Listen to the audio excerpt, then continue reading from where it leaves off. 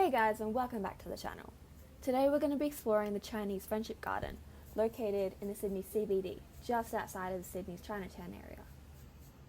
While we wander around this beautiful garden, we're going to examine the exploitation of Chinese culture in Sydney's Chinatown, and how the local government have hidden behind the success of the area in an attempt to erase the country's past racism, as well as ignore the present racism by attempting to highlight areas where non-white culture is on display in order to present a multicultural, unified nation, regardless of the realities. Located in the heart of Sydney is Chinatown, a hub of culture and heritage for many communities.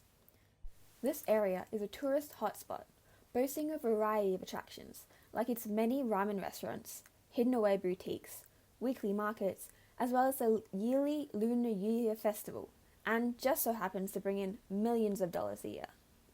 The success of the area as a tourist destination was no accident, but instead was contrived through the large influence of the New South Wales government, through efforts such as pushing the area through transformation after transformation in order to maximise appeal to a wider audience.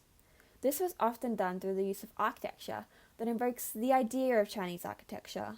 However, most of the structure made in the redevelopments were designed by white architects with European building techniques.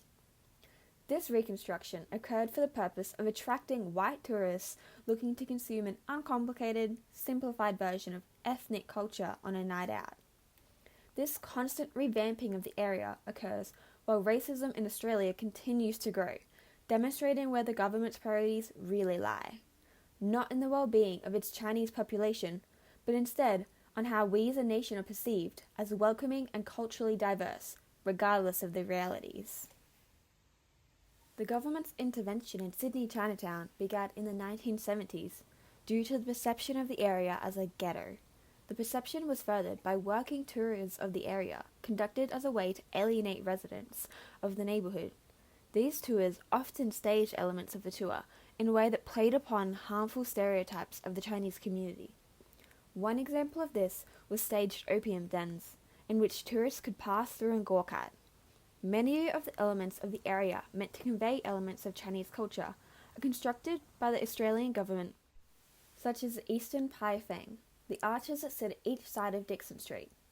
The arches were not constructed by the Chinese community's desire for representation, but instead are a part of the gentrification and commodification of the area that threatens to eradicate any genuine representations of culture from the people living in the area, and instead turn it into an ethnic theme park for tourists.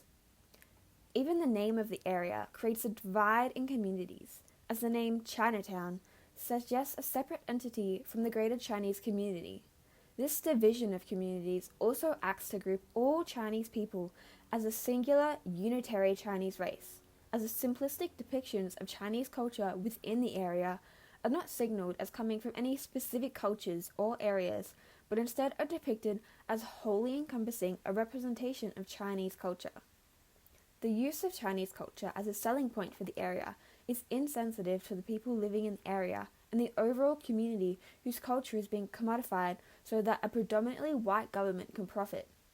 This profit doesn't directly come from the daily profits that business owners in the area make, but instead comes from more intangible factors, like the perception of a multicultural community in Australia, which many critics believe is the Australian government's attempt to create distance from its past racism as seen in policies like the White Australia policy, and instead shift focus to the country's current state as a culturally diverse nation, while ignoring the prejudice and discrimination that many of its non-white citizens continue to face. The rapid acceptance of Asian cultures within Australia occurred alongside the rise of Asia's strength in the economy, and leaves one thinking about whether these changes in opinion, or at least change in the outward representation of opinions of culture, are really representative of a more accepting society, or whether this is merely Australia's attempt to stay on the good side of whoever is dominating the world's modern economy. And that comes to the end of our discussion today. Thanks so much for watching. Remember to smash that like button and subscribe, and I'll see you in the next video. And don't forget to always be critical of your action when visiting areas in which culture is the attraction. Bye!